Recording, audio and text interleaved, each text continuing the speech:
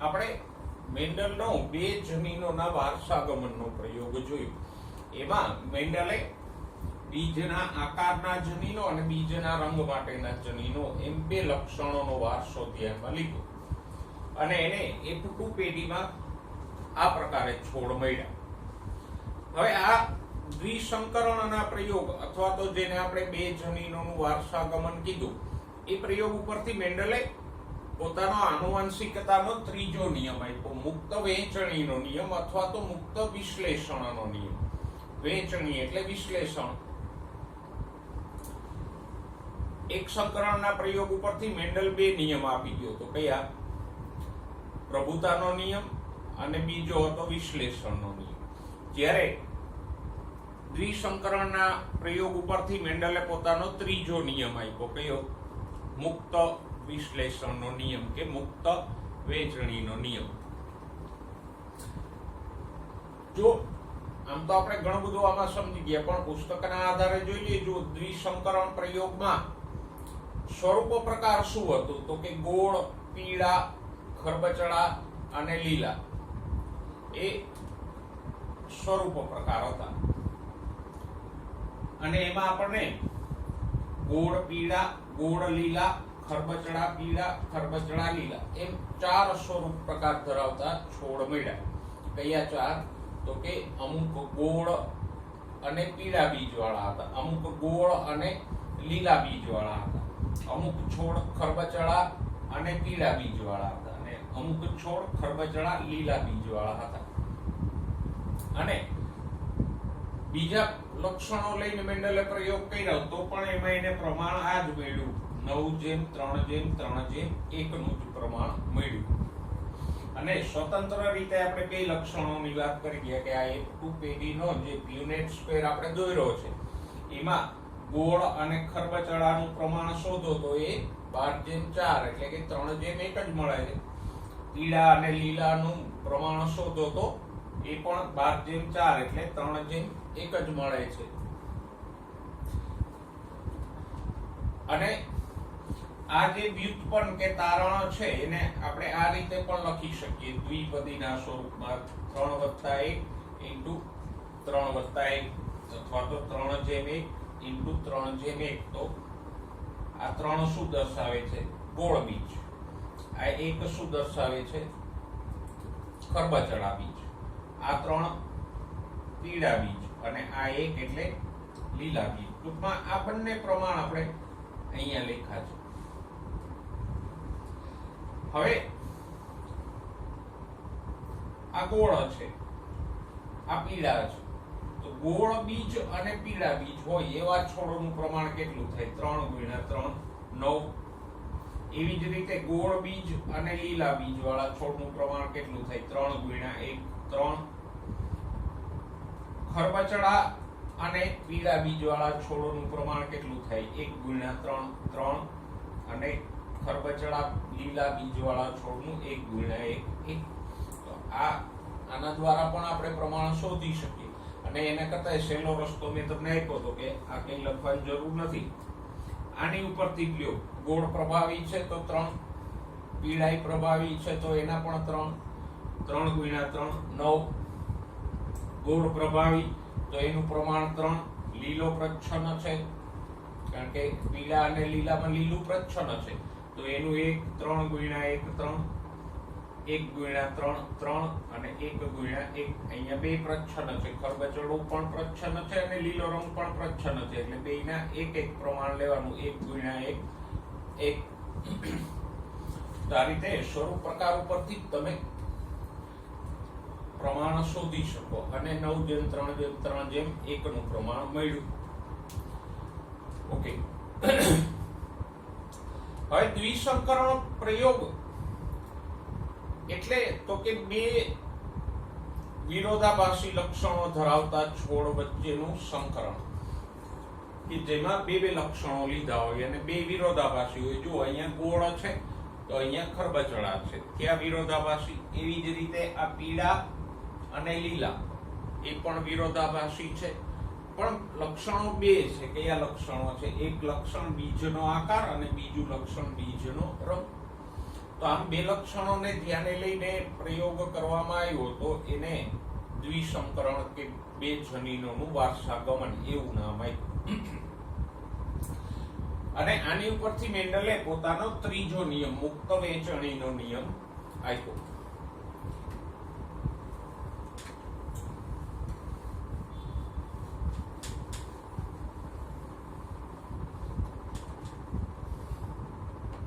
પણ મુક્ત વિશ્લેષણનો નિયમ ભણતા પહેલા આપણે વિશ્લેષણનો નિયમ યાદ કરી લઈએ. વિશ્લેષણનો નિયમ શું હતો મેન્ડલનો?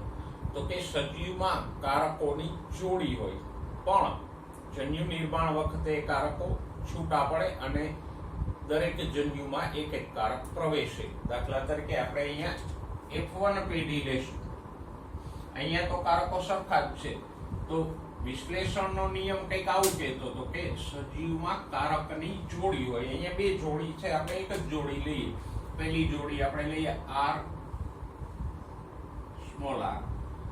તો આ એક લક્ષણ માટેના કારકની જોડી થઈ. કયા લક્ષણ માટેના કારકો છે? આ બીજના આકાર માટેના કારકોની જોડી છે. હવે જન્યુ નિર્માણ થાય ત્યારે આ કારકો જુદા પડે, એટલે કે કેપિટલ R એક જન્યુમાં જશે અને સ્મોલ r બીજા જન્યુમાં જશે. તો આ જોડી જુદી પડી એને મેન્ડલે વિશ્લેષણ કે વહેંચણીનો નિયમ આપ્યો કીધો.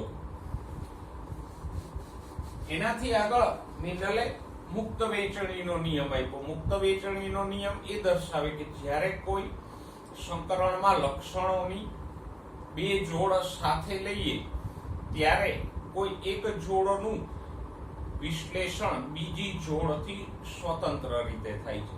એટલે કે એક જોડીનું વિશ્લેષણ બીજી જોડ ઉપર આધારિત નથી. સ્વતંત્ર એટલે બીજા ઉપર આધારિત ન હોય એવું.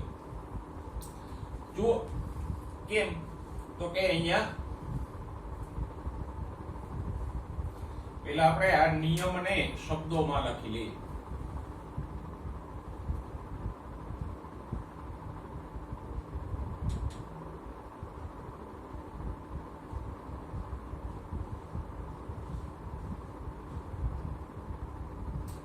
બે જુદા જુદા લક્ષણો માટેના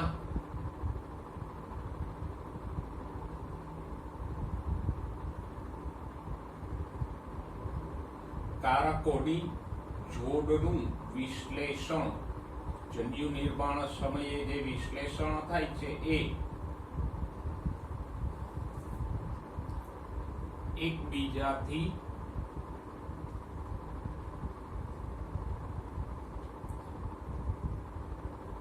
સ્વતંત્ર રીતે થાય છે.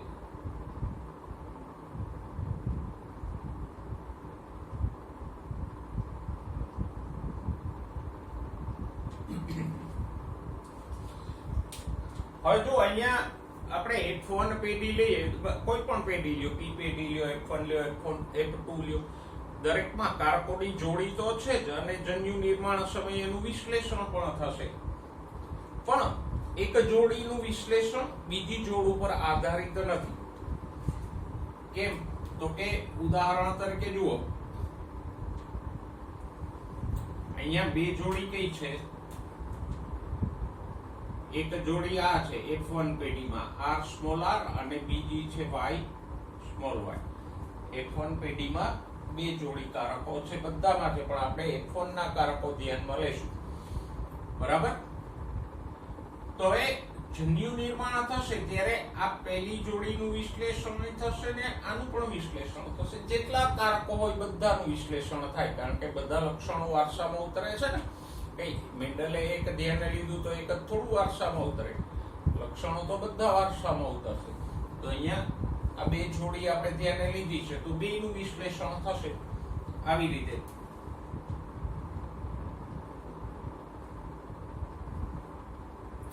પહેલી જોડી કઈ છે? તો કે R સ્મોલ r અને બીજી જોડી કઈ છે? Y small y. તો પહેલી જોડીનું વિશ્લેષણ આમ થયું, એકમાં R ગયો, બીજામાં સ્મોલ r ગયો. બીજી જોડીનું વિશ્લેષણ તો કે એકમાં y ગયો, બીજામાં સ્મોલ y. પણ મેન્ડલે એવું કીધું કે આ જોડીનું વિશ્લેષણ અને આ જોડીનું વિશ્લેષણ સ્વતંત્ર રીતે એકબીજાથી મુક્ત રીતે થાય, એકબીજા ઉપર આધારિત નથી. મતલબ કે એવું નથી કે કેપિટલ R જાય એના ભેગો જ કેપિટલ Y જાય અને સ્મોલ r જાય ત્યાં જ સ્મોલ y જાય. ના, એવું નથી. જો મુક્ત વિશ્લેષણને આપણે પાછું પેલું પેન્સિલ ઇરેઝર વાળું ઉદાહરણ લઈએ તો દાખલા તરીકે મારી પાસે બ્લુ પેન્સિલ છે અને બ્લુ ઇરેઝર છે, એવું આપણે વાત કરી ગયા હતા ને. આ એક જોડી છે કારકોની, બ્લુ પેન્સિલ બ્લુ ઇરેઝર. અને બીજી જોડ કઈ હતી? ગ્રીન પેન્સિલ અને ગ્રીન ઇરેઝર છે. મારી પાસે પેન્સિલો ઘણી બધી છે અને ઇરેઝર્સ પણ ઘણા બધા છે, પણ બેમાં બે બે કલર છે. હવે હું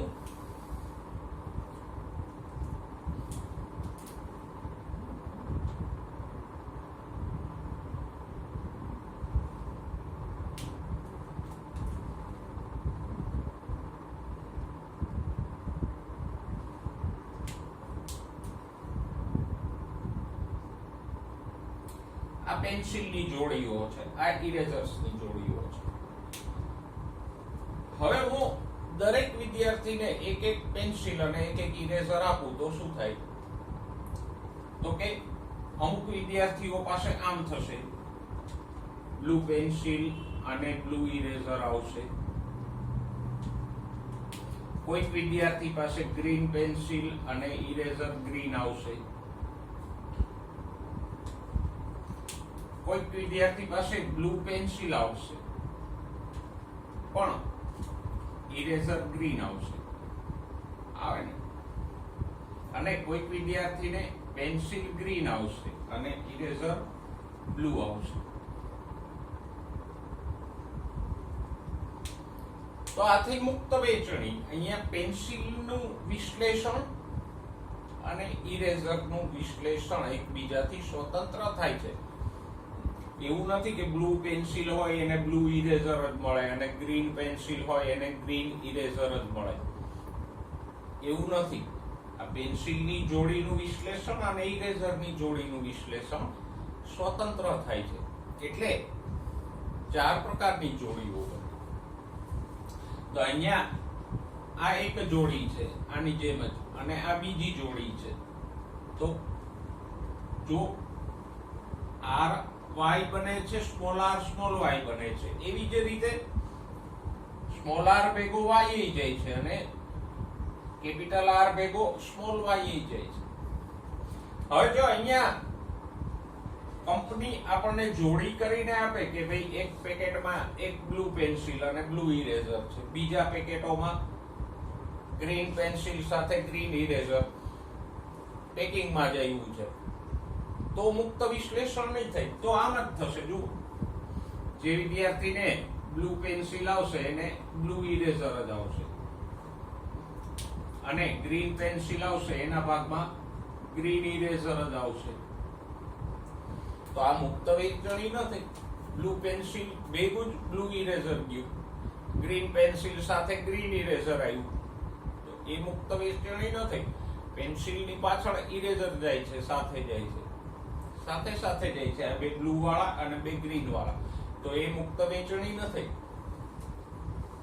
તો અહીંયા પણ એવું જ થાય છે. જો કોઈ કોષનું વિભાજન થશે તો કેપિટલ R સાથે કેપિટલ Y જશે અને સ્મોલ r સાથે સ્મોલ y જશે. પણ બીજા કોઈ જન્યુઓના નિર્માણ સમયે આમ પણ થઈ શકશે.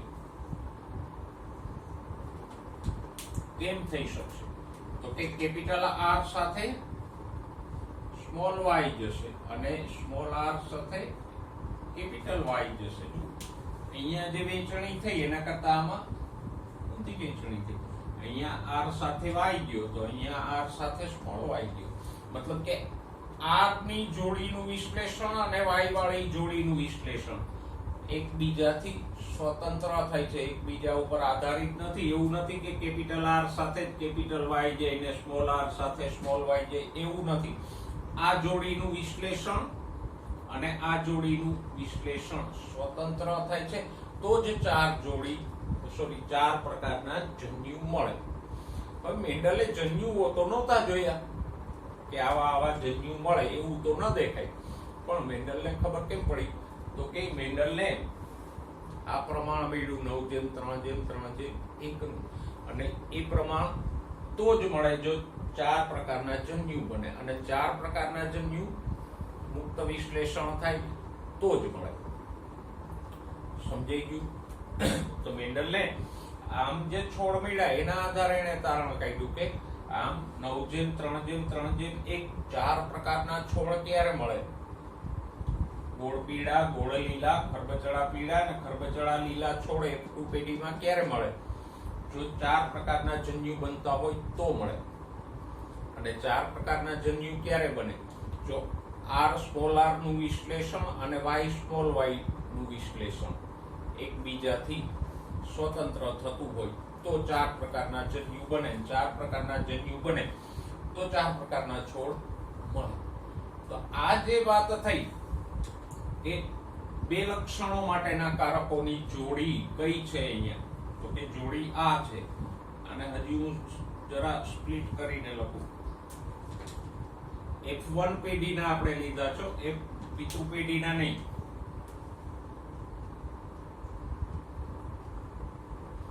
આ બે જોડી છે, આ એક જોડી, આ બીજી જોડી. વિશ્લેષણ થાય જન્યુ નિર્માણ સમયે તો આ જોડીમાંથી એક કારક આવશે, આમાંથી એક કારક આવશે. પણ આ જે વિશ્લેષણ છે બે જોડીનું એ એકબીજાથી સ્વતંત્ર થાય તો 4 પ્રકારના જન્યુ બને. 4 પ્રકારના જન્યુ બને તો 4 પ્રકારના છોડ F2 પેઢીમાં મળે. તો આ મુક્ત વિશ્લેષણ સમજાઈ ગયું. પાછું વાંચો. બે લક્ષણો માટેના કારકોની જોડી આ રહી. આ એક લક્ષણોના કારકની જોડી, આ બીજા લક્ષણોના કારકની જોડી નું વિશ્લેષણ એકબીજાથી સ્વતંત્ર રીતે થાય. જુઓ થયું, એકવાર r ભેગો y ગયો તો બીજી વાર r ભેગો સ્મોલ y જાય છે. આમાં r સ્મોલ r સાથે સ્મોલ y ગયો તો આમાં સ્મોલ r સાથે કેપિટલ y ગયો છે ને મુક્ત વિશ્લેષણ. એવું નથી કે કેપિટલ R સાથે કેપિટલ Y જ જાય, સ્મોલ r સાથે સ્મોલ y જ જાય, એવું નથી. બે પોતાની રીતે જાય છે. તો આ મુક્ત વિશ્લેષણ થયું. જો મુક્ત વિશ્લેષણ ન થતું હોત તો મેન્ડલને શું પ્રમાણ મળત એ પણ જોઈ લઈએ, કારણ કે એનાથી આપણને આઈડિયા ક્લિયર થાય. જો આ F1 પેઢી છે એને હું લઉં તો F1 પેઢીના કારકો આપણે આમ લખ્યા છે.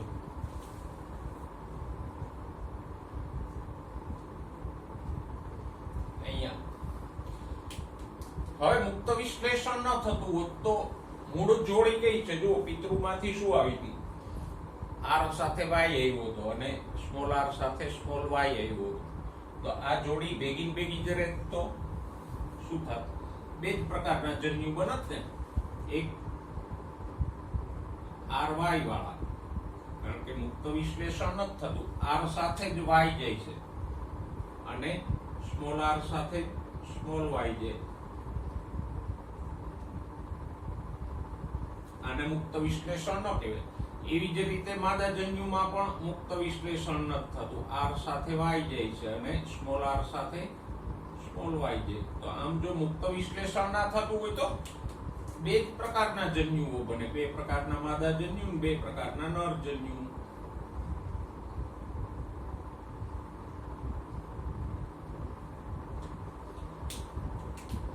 તો અહીંયા શું થાત? R R Y Y. અહીંયા R small r Y small y. અહીંયા પણ R small r Y small y અને અહીંયા small r small y small y. આ છોડ કેવા થાત? ગોળ અને પીળા.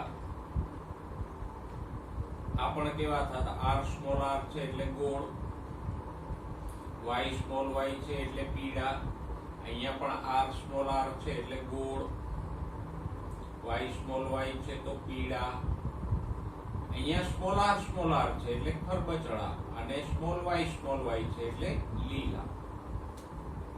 તો જો બે પ્રકારના છોડ મળ્યા. કયા? આનો સ્વરૂપ પ્રકાર આપણે અહીંયા લખીએ તો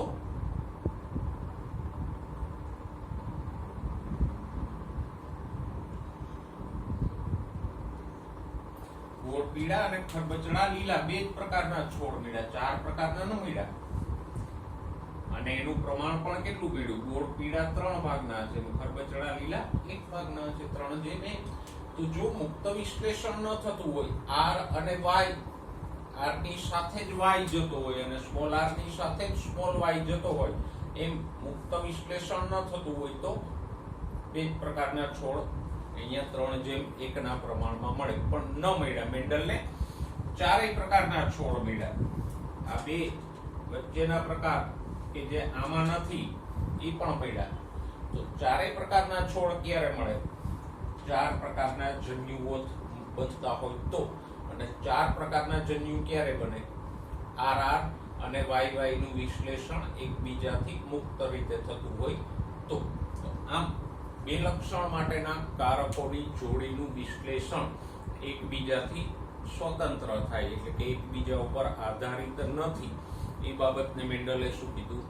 મુક્ત વહેંચણી કે મુક્ત વિશ્લેષણ. અને આ થયો મેન્ડલનો ત્રીજો નિયમ. હવે જો પુસ્તકમાં તમને આપ્યું છે કે જ્યારે આ બે કારકોની જોડીનું વિશ્લેષણ થાય, આપણે આ કારકો લેશું કારણ કે અહીં તો સરખા જ છે, એટલે આમાં મુક્ત વિશ્લેષણ ન સમજી શકે, આમાં સમજી શકાશે. તો દાખલા તરીકે જુઓ,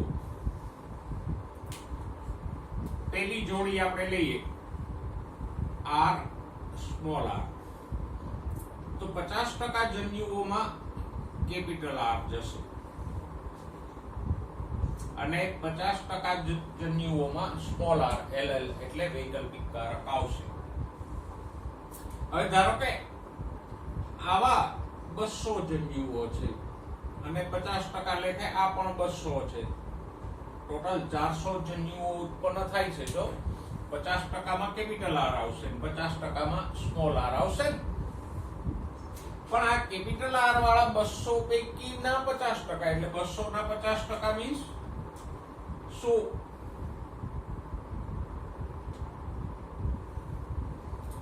માં સાથે કેપિટલ Y જશે એટલે 100 જન્યુઓમાં RY બનશે અને 200 ના 50% એટલે 100 માં R સ્મોલ y આવશે. એટલે ટોટલ જે જન્યુઓ છે એ પૈકીના 50%માં કેપિટલ R આવશે, 50%માં સ્મોલ r આવશે. એ તો આપણે વિશ્લેષણના નિયમમાં વાત કરી ગયા. અને પછી આ જે કેપિટલ R વાળા જન્યુઓ છે એના 50%માં કેપિટલ Y જશે એટલે 200 ના 50% 100 માં R સાથે Y જશે અને બાકીના 50% એટલે 100 જન્યુઓમાં R સાથે સ્મોલ y જશે.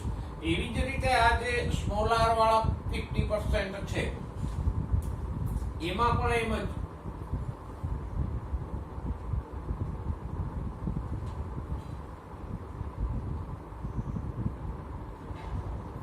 સ્મોલ r સાથે 50%માં y જશે અને 50%માં સ્મોલ y જશે. એટલે 200 ના 50% 100 અને આ 100. તો જો મળી ગયા અહીંયા જેમ આપણે લખ્યા છે એવા 4 પ્રકારના જન્યુઓ ry, r small y, small ry અને સ્મોલ r સ્મોલ y. તો જે વિશ્લેષણ થતું હતું એ જ થશે કે 50%માં એક LL જાય ને 50%માં બીજો LL જાય. પણ અહીંયા બે જોડીનું વિશ્લેષણ થાય છે એટલે 4 પ્રકારના બનશે. જેમ પેલું પેન્સિલ ઇરેઝર વાળું ઉદાહરણ આપણે લીધું એમ. તો આ મુક્ત વહેંચણીનો નિયમ મેન્ડલે આપ્યો. હવે નીચે એક કોષ્ટક તમને આપેલું છે નાનું એવું કે F1 માં પ્રાપ્ત જનીન પ્રકાર, સોરી F2 માં પ્રાપ્ત જનીન પ્રકાર. આ પ્યુનેટ સ્ક્વેર ઉપરથી તમારે લખવાનું છે. જનીન પ્રકાર એટલે આ પાછું યાદ દેવડાવી દો, આ જે RRYY છે એ જનીન પ્રકાર અને સ્વરૂપ પ્રકાર તમારે એક કોષ્ટકમાં લખવાના છે. આમાંથી શોધીને લખો, રિપીટ નથી કરવાના. જુઓ RRYY તો એક જનીન પ્રકાર થયો, પછી RRY બીજો જનીન પ્રકાર થયો, પણ RRY તો આ બે સરખા થયા તો બે વખત નહીં લખવાના. એટલે આ 1, 2 ને 3 ખાનાઓનો અભ્યાસ કરો તો બે જનીન પ્રકાર થયો. પછી RRY ત્રીજો જનીન પ્રકાર થયો, RRY ચોથો જનીન પ્રકાર થયો. તો આમાં ટોટલ કેટલા જનીન પ્રકારો છે એ અને દરેકનો સ્વરૂપ પ્રકાર એ તમારે લખવાના છે. તમે શોધી અને લખજો. હવે જોઈએ આનુવંશિકતાનો રંગસૂત્રવાદ. આનુવંશિકતાનો રંગસૂત્રવાદ એટલે બીજું કંઈ નહીં, એક સિમ્પલ બાબત છે કે મેન્ડલના કારકો એટલે રંગસૂત્રો છે, અથવા એમ કે આનુવંશિકતા માટે રંગસૂત્રો જવાબદાર છે. એ વસ્તુને શું કહેવામાં આવ્યું? આનુવંશિકતાનો રંગસૂત્રવાદ. કારણ કે મેન્ડલ પોતે તો કારકો વિશે કોઈ સાબિતી નહોતો આપી શક્યો કે કારકો શું છે, શેના બનેલા હોય, ક્યાં હોય, એવી કોઈ સાબિતી મેન્ડલ નહોતો આપી શક્યો. એટલે આગળ જતા અમુક વૈજ્ઞાનિકોને એવું લાગ્યું કે મેન્ડલના કારકો એટલે કોણ છે? રંગસૂત્રો. અને એની ઉપરથી જ આનુવંશિકતાનો રંગસૂત્રવાદ આપવામાં આવ્યો. જોઈએ આગળ આપણે. પણ પહેલા એ જોઈએ કે મેન્ડલે પોતાનું કાર્ય 1865 પ્રકાશિત કર્યું.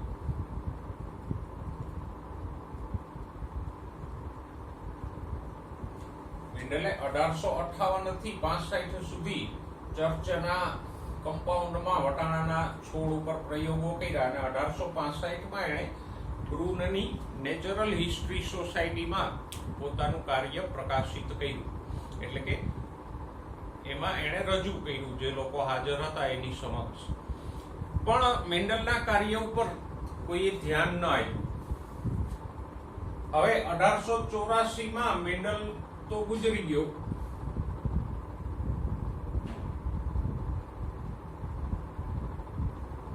પછી 1900ની સાલમાં યુગો ધ વ્રીસ, કોરેન્સ અને શેરમાર્ક જેવા વૈજ્ઞાનિકો ને મેન્ડલનું કાર્ય ધ્યાને આવ્યું અને એણે મેન્ડલે જેમ પ્રયોગો કર્યા હતા એમ ફરીથી પ્રયોગો કર્યા.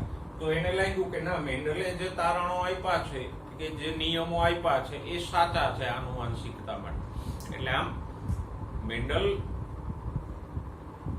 જે કાર્ય રજૂ કરી ગયો એ 35 વર્ષ સુધી, 65 થી 1900ની સાલ સુધી અજાણ રહ્યું. કોઈએ એને ધ્યાન ઉપર લીધું નહીં. અને મેન્ડલના ગુજરી ગયા પછી એના કાર્યને મહત્વ મળ્યું. એ જે છે એ સ્વીકારવામાં આવ્યું, એના તારણો કે નિયમોને સ્વીકારવામાં આવ્યા. હવે મેન્ડલનું કાર્ય અજાણ શા માટે રહ્યું? તો એક તો ત્યારે સંચાર વ્યવહારના સાધનો સરળ નહોતા.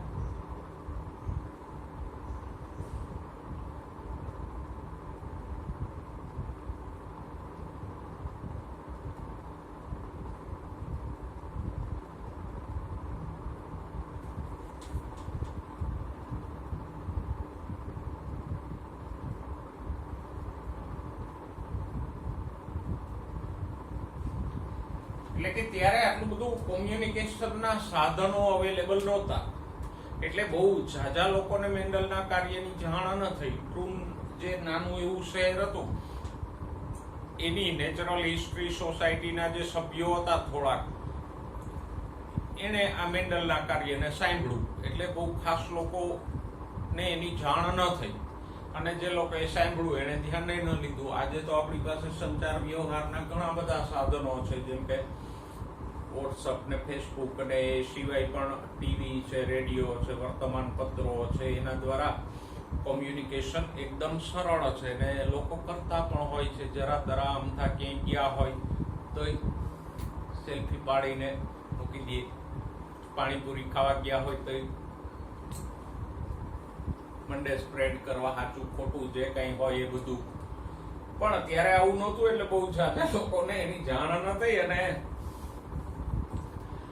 જે લોકોની જાણમાં આવ્યું એમણે એને ધ્યાને ન લીધું. પછી બીજું તો કે મેન્ડલે જે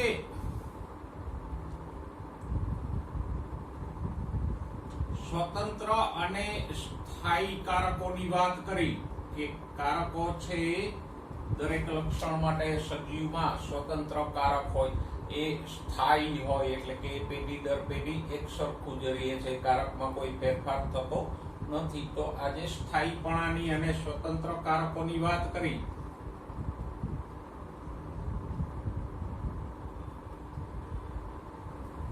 એ સ્વીકાર્ય નહોતી.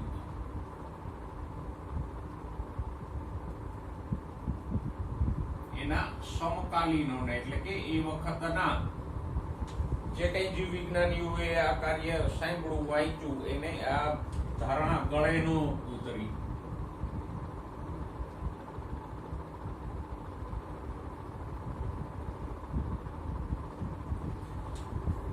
અને ગળે ન ઉતરવા પાછળનું એક કારણ શું હતું તો કે એ લોકો જીવ સૃષ્ટિની વિવિધતાને જોતા હતા. દાખલા તરીકે મનુષ્યમાં જ વાત કરો તો આવા વિરોધાભાસી લક્ષણો ઓછા છે. જો વટાણાના છોડમાં એક નીચો ને ઊંચો છોડ હતો, બે જ ઊંચાઈ વાળા, પણ મનુષ્યમાં ઊંચાઈની વાત કરો તો આપણે અગાઉ એ વાત કરી ગયા કે બે વિરોધાભાસી ઊંચાઈ નથી, કે 75% મનુષ્યો ઊંચા 6 ફૂટના અને બાકીના 25% 4 ફૂટના. એવું મનુષ્યમાં નથી. મનુષ્યમાં તો આખી ઊંચાઈની શ્રેણી છે.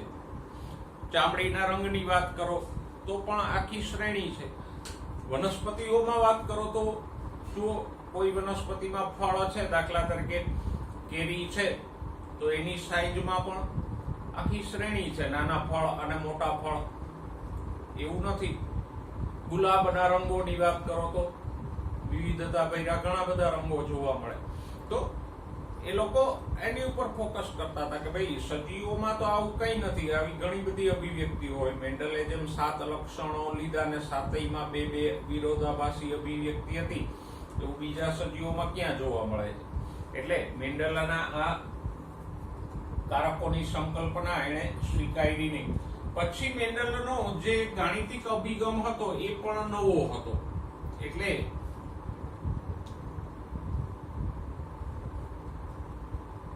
એ પણ એના સમકાલીનો એટલે કે બીજા જીવ વિજ્ઞાનીઓને સ્વીકાર્ય નહોતો.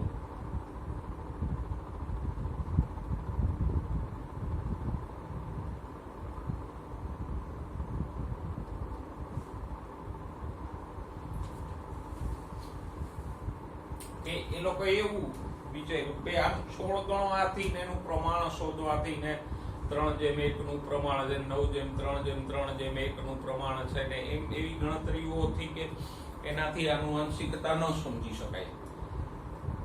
અને સૌથી મુખ્ય કારણ જે હતું એ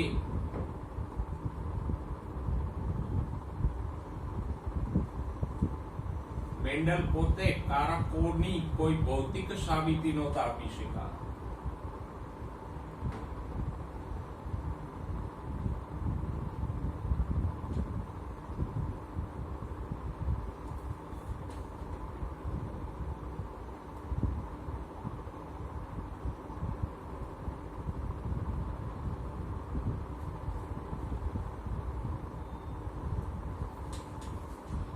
મેન્ડલે એવું કીધું કે દરેક લક્ષણ માટે કારકો હોય, કારકો જોડમાં હોય.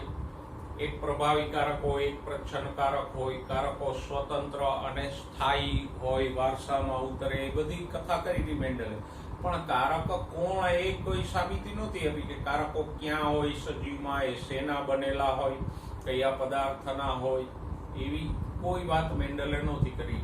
કારણ કે ત્યારે હજુ માઇક્રોસ્કોપ જ પ્રાથમિક અવસ્થામાં હતા. એટલે કોષને જોવો, કોષની અંદર રંગસૂત્રો જોવા, ડીએનએ જોવું, એ બધું તો બહુ દૂરની વાત હતી.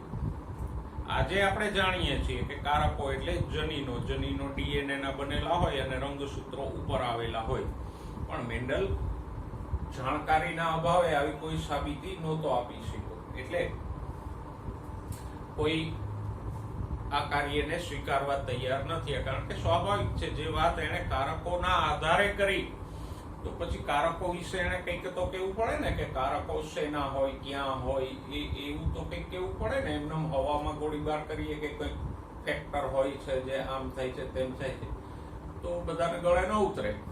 જો કે એમાં મેન્ડલનો વાંક નહોતો, પણ ત્યારે કારકો કે જનીનો વિશે કોઈ જાણકારી જ નહોતી. તો આ બધા કારણોને કારણે મેન્ડલનું કાર્ય કોઈએ ધ્યાને ન લીધું અને એ એમને અજાણ રહ્યું. પછી 1865 થી લઈ અને 1900ની સાલમાં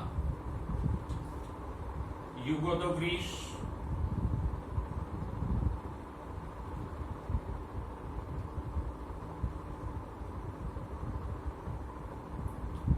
કોરેન્સ અને શેરમાર્ક એ ત્રણ વૈજ્ઞાનિકો એ મેન્ડલના કાર્યનું પુનઃ સંશોધન કર્યું. એટલે કે મેન્ડલે જે વર્ણન કર્યું હતું પોતાના શોધપત્રોમાં પ્રયોગોનું, એ પ્રમાણે એણે વટાણાના છોડ ઉપર ફરીથી પ્રયોગો કર્યા અને આનુવંશિકતા સંબંધિત જે કંઈ મેન્ડલના પરિણામો હતા એનું પણ એણે પુનઃ સંશોધન કર્યું. તો જોવા મળ્યું કે ના, મેન્ડલની વાત સાચી છે. અને ત્યાં સુધીમાં આટલા 35 વર્ષો દરમિયાન માઇક્રોસ્કોપી એટલે કે સૂક્ષ્મદર્શનની તકનીકીમાં પણ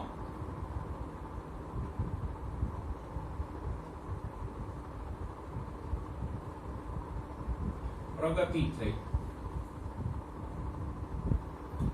સારી જાતના માઇક્રોસ્કોપ બન્યા. પછી કોષ કેન્દ્ર, કોષ વિભાજન,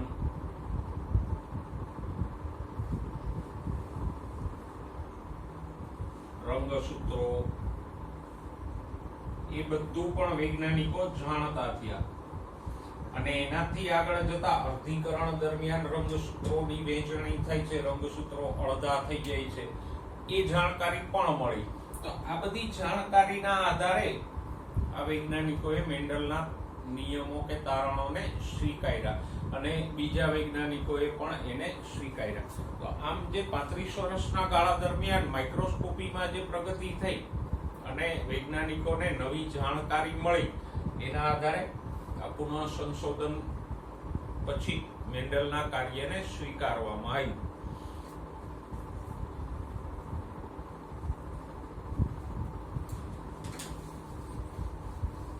તો આપણે મેન્ડલના કાર્યની વાત કરી. હવે જો આ બધું થયું પછી હજી આગળ સંશોધનો ચાલ્યા. એટલે હજી એ તો ખબર નહોતી કે મેન્ડલના કારકો એટલે કોણ હોય. મેન્ડલના નિયમોને વૈજ્ઞાનિકોએ સ્વીકાર્યા, પણ કારકો એટલે કોણ એ તો હજી કંઈ સાબિત નહોતું. કારકોનો કોઈ અતોપત્તો નહોતો. તો બે વૈજ્ઞાનિકો હતા, સટન અને બોવરી.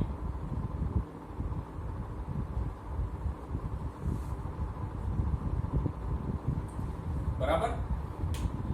તો આ વોલ્ટર સટન અને થિયોડોર બોવરી, સટન અને બોવરીએ અર્ધીકરણનો અભ્યાસ દરમિયાન જોયું કે મેન્ડલે જે પ્રમાણે કારકોનું વર્ણન કર્યું છે એ જ પ્રમાણે રંગસૂત્રોનું પણ વર્તન છે.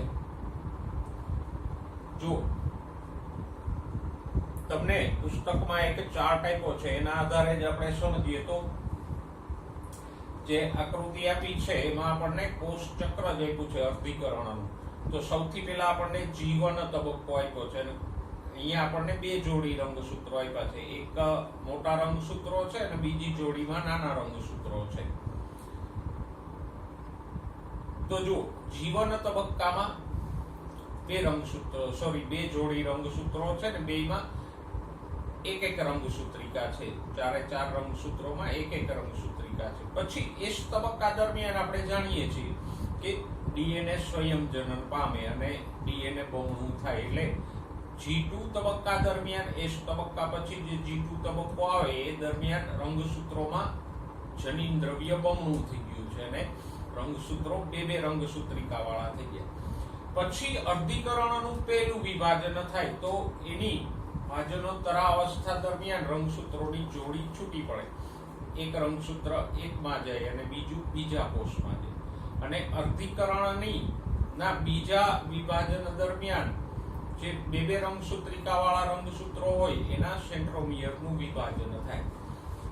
તો આમ અર્ધીકરણના અંતે કુલ મળીને 4 જનન કોષો એટલે કે જન્યુઓ બને. એક કોષનું અર્ધીકરણ થાય તો 4 જન્યુઓ ઉત્પન્ન થાય. અને આ ચારેય જન્યુઓમાં જુઓ, છેલ્લી કોલમમાં જનન કોષોમાં રંગસૂત્રો અડધા થઈ ગયા છે. પહેલો જે કોષ છે એમાં રંગસૂત્રો જોડીમાં છે, જ્યારે છેલ્લે અર્ધીકરણના અંતે જે 4 કોષો બન્યા એમાં રંગસૂત્રો જોડીને બદલે એક છે, એટલે કે અડધા થઈ ગયા. અને અર્ધીકરણ આપણે એને જ કહીએ કે જ્યાં માતૃકોષો કરતા બાળકોષોમાં રંગસૂત્રોની સંખ્યા અડધી થઈ જાય. તો સટન અને બોરીએ પણ અર્ધીકરણના અભ્યાસ દરમિયાન આ જોયું કે કોષમાં જે રંગસૂત્રો જોડીમાં હોય એ જન્યુઓમાં અડધા થઈ જાય. એટલે કે કોષમાં રંગસૂત્રો જોડીમાં હોય, જન્યુઓમાં એક જ રંગસૂત્ર આવે છે. તો આ બાબત છે એ સંપૂર્ણપણે મેન્ડલના કારકોના વર્ણન સાથે મેચ થતી હતી. જો મેન્ડલે શું કીધું હતું કે કારકો જોડીમાં હોય અને જન્યુઓનું નિર્માણ થાય એટલે કારકોનું વિશ્લેષણ થાય ને જન્યુઓમાં એક જ કારક આવે. મીન્સ કે સજીવ પાસે કારક દરેક લક્ષણના કારકોની જોડી હોય, જ્યારે જન્યુઓમાં જોડને બદલે એક જ કારક આવે. તો અહીંયા એવું જ થતું હતું ને, કોષમાં રંગસૂત્રોની જોડી હતી જ્યારે જન્યુઓમાં એક જ રંગસૂત્ર હતું. તો મેન્ડલે જે કારકોનું વર્ણન આપ્યું એ અને અર્ધીકરણ દરમિયાન રંગસૂત્રોનું વર્તન બે સરખા હતા. કેવી રીતે સરખા હતા પાછું સમજી લો.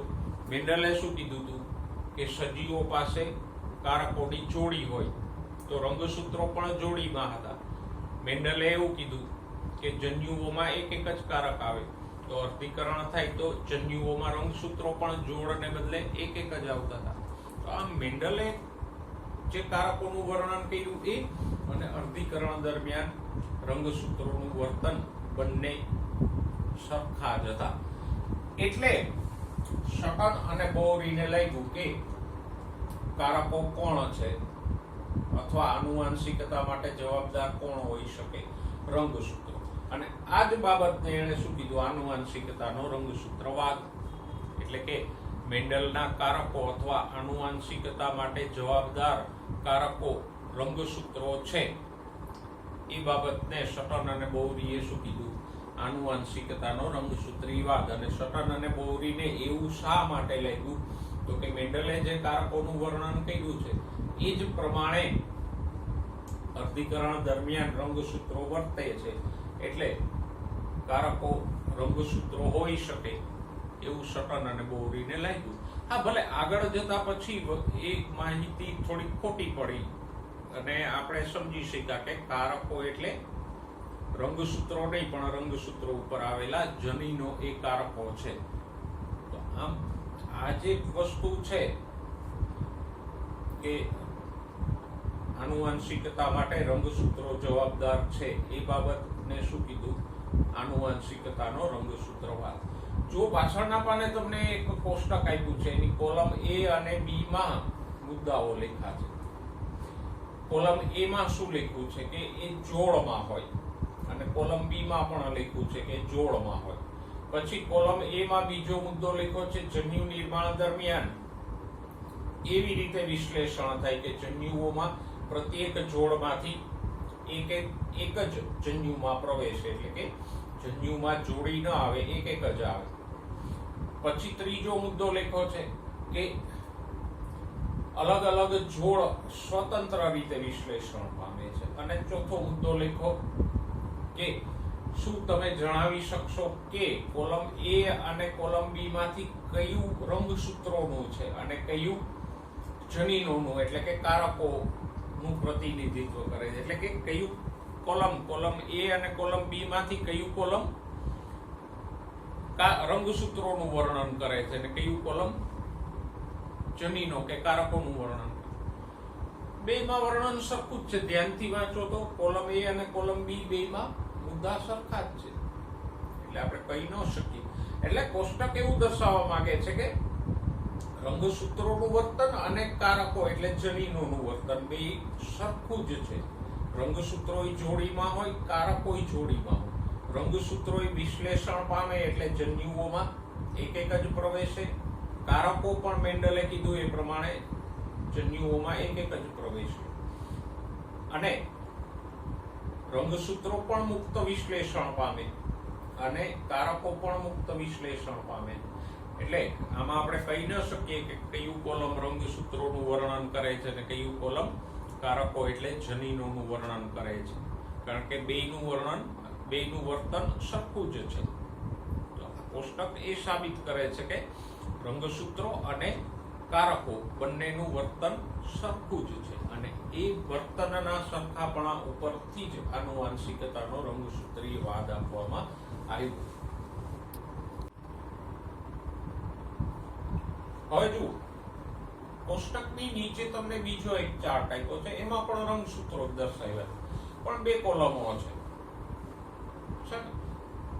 એક એ અને બી બે કોલમો અર્ધીકરણની આપી છે, પણ અહીંયા રંગસૂત્રોના રંગ ઉપર ધ્યાન આપજો. જુઓ, એક જોડી છે, મોટી જોડીના રંગસૂત્રો છે, એમાં એક રંગસૂત્ર લાલ છે, ઓરેન્જ છે અને બીજું પીળું છે. જ્યારે નાની જોડીના બે રંગસૂત્રો છે, એમાં એક ગ્રીન છે અને એક રેડ છે. તો પેલી કોલમમાં જો અર્ધીકરણ થાય અને નીચે 4 કોષો બને છે, તો એમાં ઓરેન્જ સાથે ગ્રીન જાય છે અને યલો સાથે રેડ જાય છે. મોટું ઓરેન્જ છે એની સાથે નાનું ગ્રીન છે આવ્યું, બરાબર, અને મોટું યલો છે એની સાથે નાનું રેડ આવ્યું. અહીંયા આપણે આને જનીનો સાથે સરખાવીએ. આપણે જે બે જોડી કારકો લઈ ગયા હતા એની સાથે આપણે એને સરખાવશું પછી. પણ બાજુનું કોલમ જુઓ, એમાં નીચેના 4 કોષો જુઓ, મોટા ઓરેન્જ સાથે નાનું રેડ આવ્યું અને મોટા યલો સાથે નાનું ગ્રીન આવ્યું. તો અહીંયા જોડી ઊંધી થઈ ગઈ ને. તો આ શું દર્શાવે છે? મુક્ત વિશ્લેષણ. જો આ જ વસ્તુને આપણે રંગસૂત્રોને આપણે જોડીએ, દાખલા તરીકે ઓરેન્જ,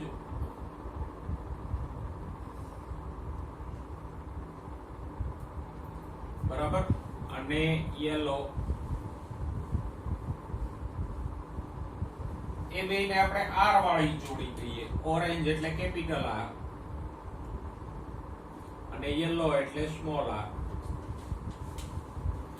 એવી જ રીતે નાના રંગસૂત્રો છે એને વાય વાળી જોડી ગણીએ. ગ્રીન અને રેડ. તો ગ્રીન છે એને આપણે કેપિટલ વાય કહીએ અને રેડ ને સ્મોલ વાય કહીએ. જેમ આર સ્મોલ આર વાય નું મુક્ત વિશ્લેષણ બન્યા એવું જ અહીંયા પણ થાય છે. જુઓ, નીચેના કોષો જુઓ તો પહેલા બે કોષોમાં ઓરેન્જ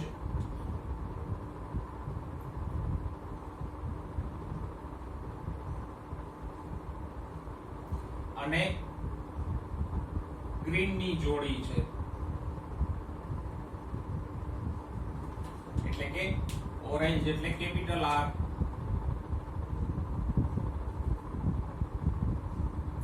અને ગ્રીન એટલે કેપિટલ વાય ની જોડી બની.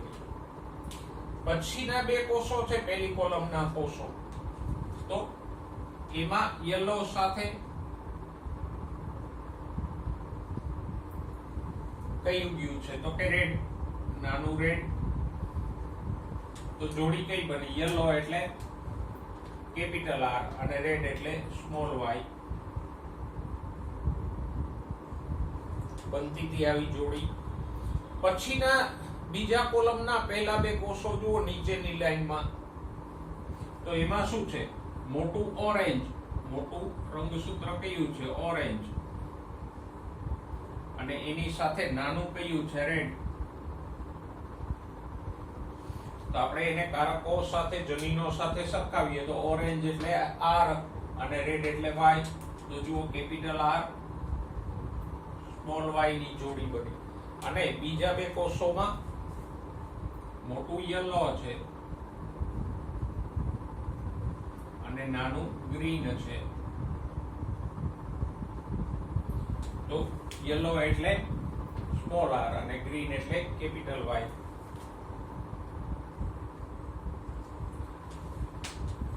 તો આમ જેમ અહીંયા જુઓ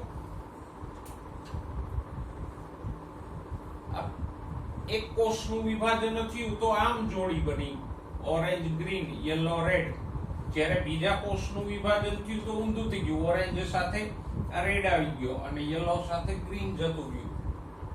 આપણે મુક્ત વિશ્લેષણમાં આવું જ ભણ્યા ને કે એક કોષનું વિભાજન થાય તો સોરી અહીંયા યલો એટલે સ્મોલ r આવશે.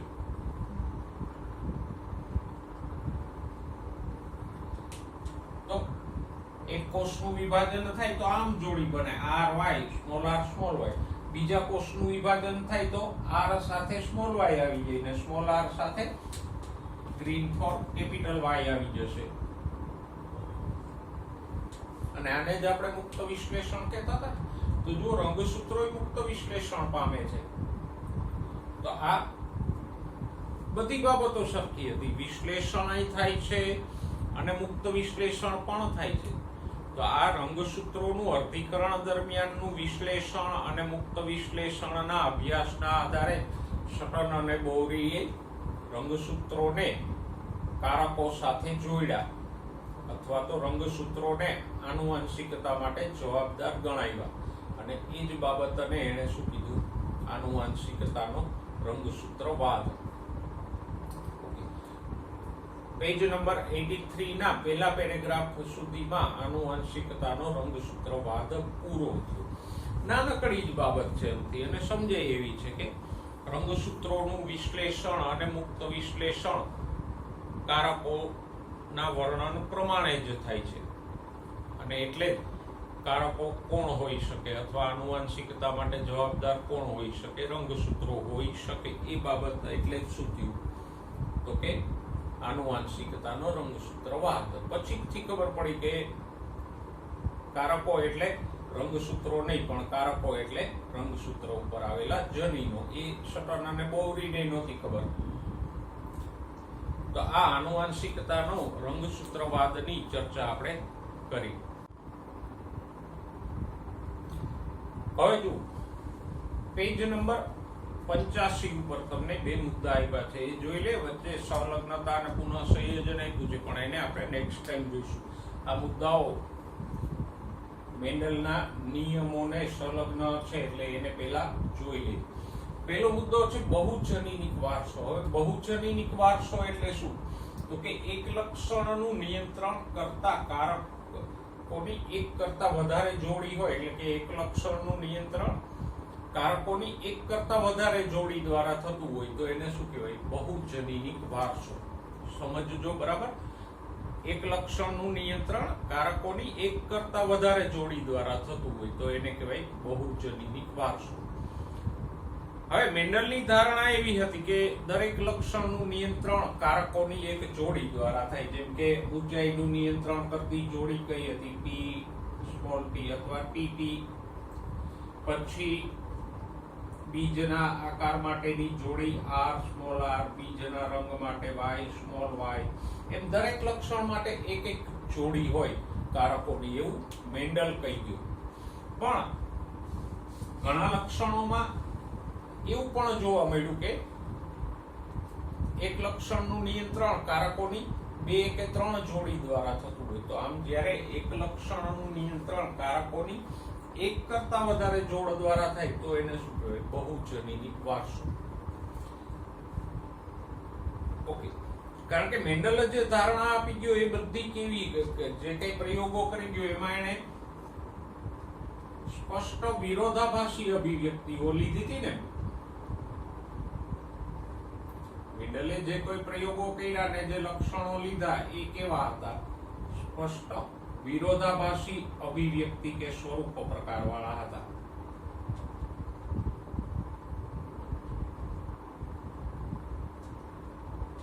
અને આવી વિરોધાભાસી અભિવ્યક્તિના ઉદાહરણો કયા છે? તો કે આપણે જાણીએ છીએ, જેમ કે ઊંચું, એનું વિરોધાભાસી કયું છે? નીચું. પછી ગોળ બીજ, તો એની વિરોધાભાસી અભિવ્યક્તિ કઈ થઈ?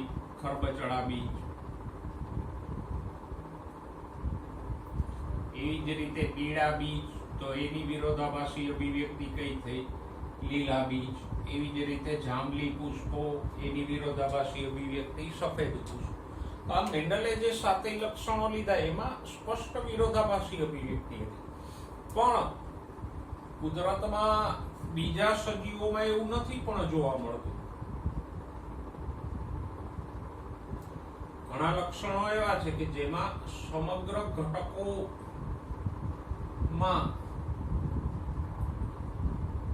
ફેલાયેલ અભિવ્યક્તિ જોવા મળે.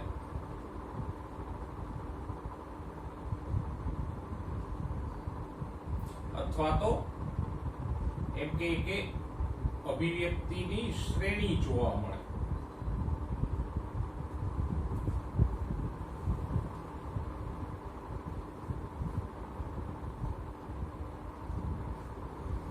આવું કયું છે? તો કે આપણે વાત કરીએ જો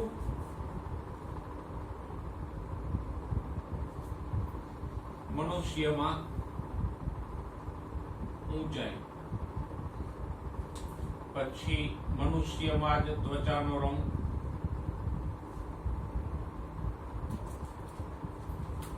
વનસ્પતિમાં આપણે હમણાં જ વાત કરી કે ફળોનું કદ એવું નથી હોતું કે આંબો લ્યો કે કોઈ પણ તરબૂચ લ્યો તો અમુક છોડમાં નાના ફળ આવે, અમુકમાં એકદમ મોટા આવે, પણ નાનેથી લઈને મોટા સુધી અલગ અલગ કદના ફળ જોવા મળે.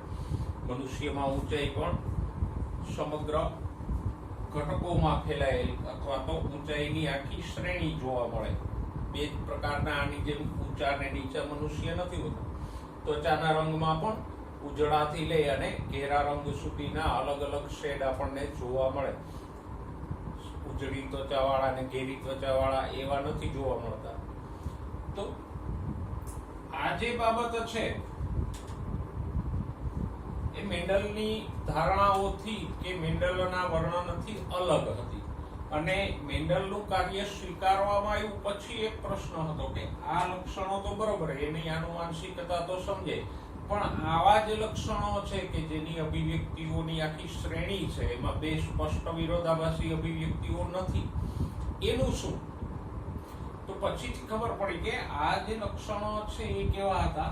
બહુજનીનિક હતા. એટલે કે આ લક્ષણો છે એનું નિયંત્રણ કારકોની એક કરતા વધારે જોડીથી થતું હતું, એટલે એમાં અભિવ્યક્તિની આખી શ્રેણી આવતી.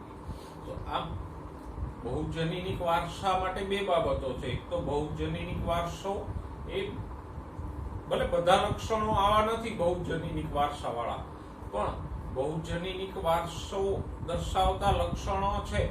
એક તો મેન્ડલની ધારણામાં અપવાદ છે કે મેન્ડલની ધારણા એવી હતી કે એક લક્ષણનું નિયંત્રણ કરતી કારકોની એક જોડી હોય, પણ અહીંયા એક લક્ષણનું નિયંત્રણ કારકોની એક કરતા વધારે જોડી દ્વારા થાય છે. એટલે આ બહુજનીનિક વારસો મેન્ડલની આ ધારણામાં અપવાદ તો છે. બીજી બાબત આપણે અહીંયા એ સમજવાની છે કે બહુજનીનિક વારસો હોય તો એમાં બે સ્પષ્ટ વિરોધાભાસી અભિવ્યક્તિ ન જોવા મળે, પણ એની અભિવ્યક્તિ કે સ્વરૂપ પ્રકાર છે આખા સળંગ હોય, એની આખી શ્રેણી આપણને જોવા મળે, વધતી ઘટતી આખી શ્રેણી જોવા મળશે.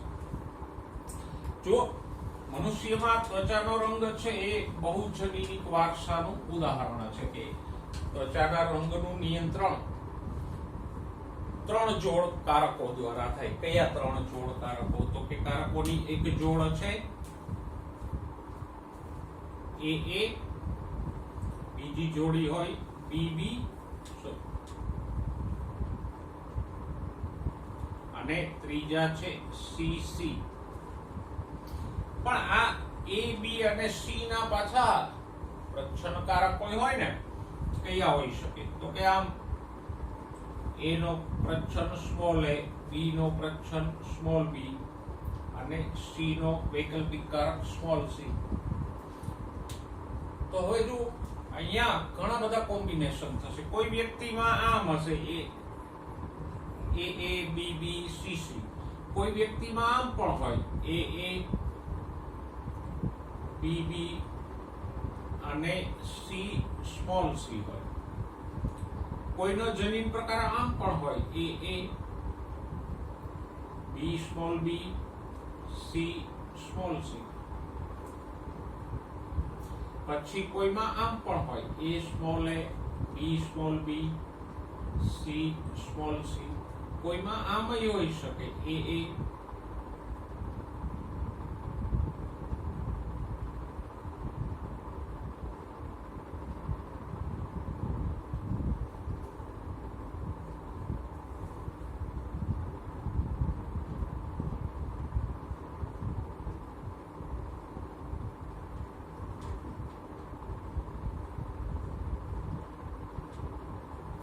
આવા તો અનેક કોમ્બિનેશન થાય ને. વ્યક્તિએ જુદા.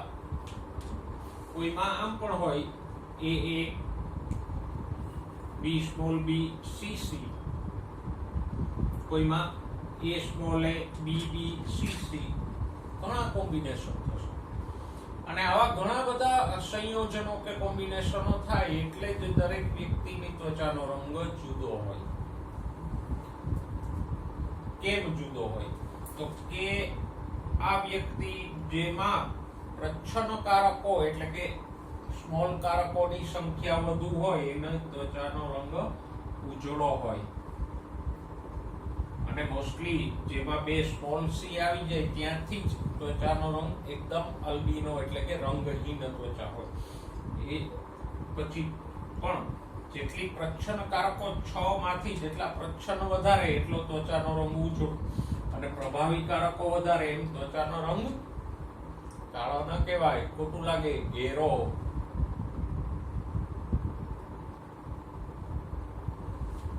તો જુઓ આ વ્યક્તિમાં બધા જ પ્રભાવી કારકો છે એટલે એનો ત્વચાનો રંગ એકદમ ઘેરો હશે. આમાં 5 પ્રભાવી ને 1 પ્રચ્છન્ન છે તો આના કરતા સહેજ ઉજળો હશે. આમાં 4 પ્રભાવી છે 1 2 3 4 અને આ 2 પ્રચ્છન્ન છે તો એનો રંગ આનાથી સહેજ ઉજળો હશે. આમ ઉજળો વધારે. તો આ કોમ્બિનેશનો ઘણા બધા થાય એટલે ત્વચાના રંગમાં આપણને આખી શ્રેણી જોવા મળે. જો એક જ જોડ કારકો દ્વારા નિયંત્રણ થતું હોત તો આપણને 2 જ રંગ મળત. દાખલા તરીકે આ એક જ જોડી છે એ ત્વચાના રંગનું નિયંત્રણ કરે છે તો જેમાં A સ્મોલ a હોત એનો રંગ ઘેરો થાત, એકદમ પાકો કલર. અને જેમાં સ્મોલ a હોત એનો રંગ ઉજળો થાત. બસ 3 ભાગના આવા જોવા મળે, 1 ભાગના આવા જોવા મળે. That's all. વચ્ચેનો કોઈ રંગ જ ના હોય. પણ એવું નથી. શા માટે નથી? તો કે આ બહુજનીનિક વારસો છે એટલે આવી આખી અભિવ્યક્તિની શ્રેણી આપણને જોવા મળે. 2 વિરોધાભાસી અભિવ્યક્તિ અહીંયા જોવા મળતી નથી. તો આમ બહુજનીનિક વારસો એક તો મેન્ડલની પેલી ધારણા હતી કે કારકોનું નિયંત્રણ લક્ષણોનું નિયંત્રણ કારકની એક જોડી દ્વારા થાય છે. એ ધારણામાં અપવાદ છે. અહીંયા એકને બદલે 3 જોડીઓ છે. અને બીજું સ્પષ્ટ વિરોધાભાસી અભિવ્યક્તિઓ અહીંયા નથી. અહીંયા અભિવ્યક્તિની આખી શ્રેણી છે અથવા તો આખા ઘટકોમાં ફેલાયેલી અભિવ્યક્તિ છે. હવે જુઓ નેક્સ્ટ ટોપિક જોઈએ પ્લિયોટ્રોપી. પ્લિયોટ્રોપી એટલે શું? તો કે કારકોની એક જોડ એક કરતા વધારે લક્ષણોનું નિયંત્રણ કરતી હોય. જો આ બહુજનીનિક વારસા કરતા ઉલટું છે. બહુજનીનિક વારસામાં શું હતું?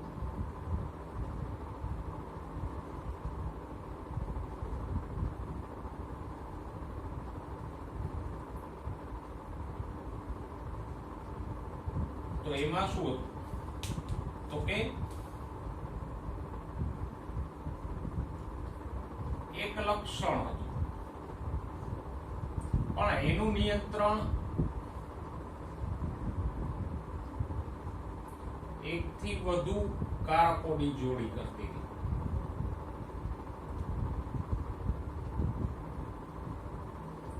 જ્યારે પ્લિયોટ્રોપીમાં એનાથી તદ્દન ઉલટું છે.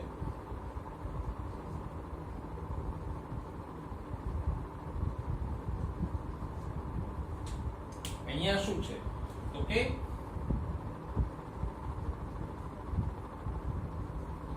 એકથી વધુ લક્ષણોનું નિયંત્રણ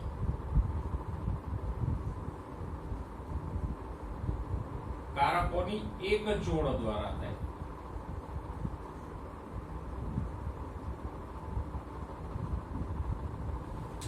છે ને? અહીંયા એક લક્ષણનું નિયંત્રણ એક કરતા વધુ કારકો દ્વારા થતું. જ્યારે પ્લિયોટ્રોપીમાં એક જ કારકોની જોડ એકથી વધારે લક્ષણોનું નિયંત્રણ કરે. જેમ કે અહીંયા એક તાળું હતું, એકથી વધારે ચાવીઓથી ખુલતું હતું. જ્યારે અહીંયા એકથી વધારે તાળાઓ એક જ ચાવીથી ખુલે છે. બેમાં ઊંધી બાબતો છે. જો પ્લિયોટ્રોપીનું ઉદાહરણ આપણને એક આપ્યું છે, મનુષ્યમાં એક જનીન હોય, એ જનીનને આપણે સંજ્ઞા આપશું પી.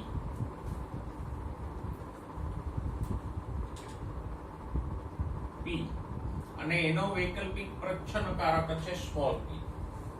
તો આ જનીન પી નું કામ શું છે? તો કે એનું મુખ્ય કામ આ છે, ફિનાઇલ એલેનિન હાઇડ્રોક્સિલેઝ ઉત્સેચકનું સંશ્લેષણ એ કરે છે.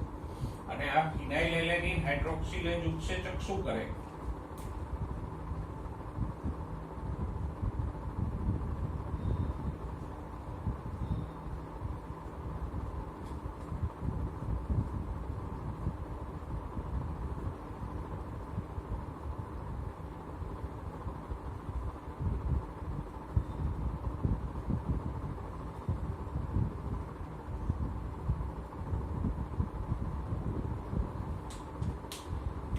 શું? તો કે એક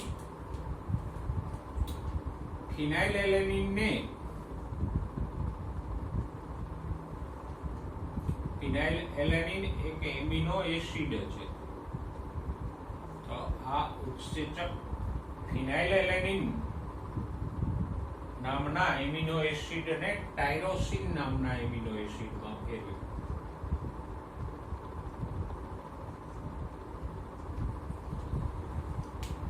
અને આ ફિનાઇલ એલેનિન ઉત્સેચકનું સંશ્લેષણ કોણ કરે છે? તો કે એને આપણે ફિનાઇલ એલેનિન ઉપરથી કારક કે જનીન કેપિટલ પી આપી. તો અહીંયા આ કારક છે એ મુખ્ય તો આ કરે છે, ફિનાઇલ એલેનિન નું સંશ્લેષણ કરે ને એને કારણે ફિનાઇલ એલેનિન નું ટાયરોસિનમાં રૂપાંતરણ થાય.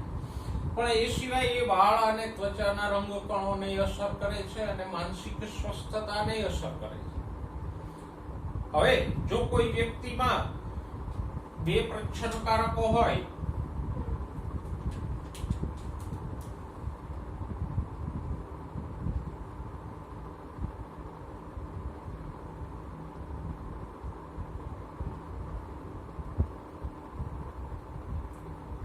બે પ્રચ્છન્ન એટલે સ્મોલ પી હોય,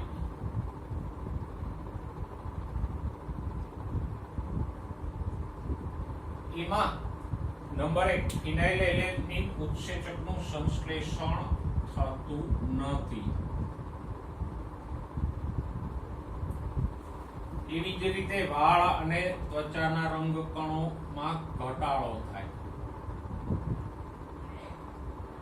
શા માટે થાય? તો કે આ બે સ્મોલ પી છે તો એ પ્રચ્છન્ન છે, એ કોઈ ઉત્સેચક બનાવતા નથી. તો જે વ્યક્તિમાં આમ હશે કેપિટલ પી, એમાં ઉત્સેચક બનશે અને પ્રક્રિયા થશે.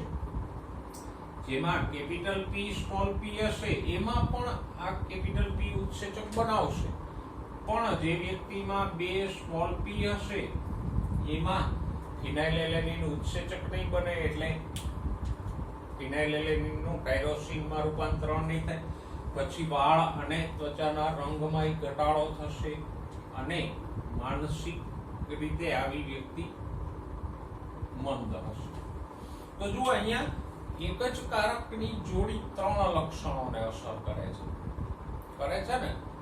એક તો ઉત્સેચકનું સંશ્લેષણ, વાળ અને ત્વચાના રંગકણોનું સંશ્લેષણ અને માનસિક સ્વસ્થતા, એમ 3 બાબતોને અસર કરે છે. બરાબર. આ 2 વ્યક્તિમાં આ 3 લક્ષણો નોર્મલ હશે, પણ 2 સ્મોલ પી વાળી વ્યક્તિમાં એની ખામીઓ કે વિકૃતિ સર્જાશે. અચ્છા, વાળ અને ત્વચાના રંગકણોમાં ઘટાડો શા માટે થાય? તો કે આગળ જતા આમ ક્રિયા થશે, એક બીજો ઉત્સેચક આવશે, કયો? ટાયરોસિનેજ.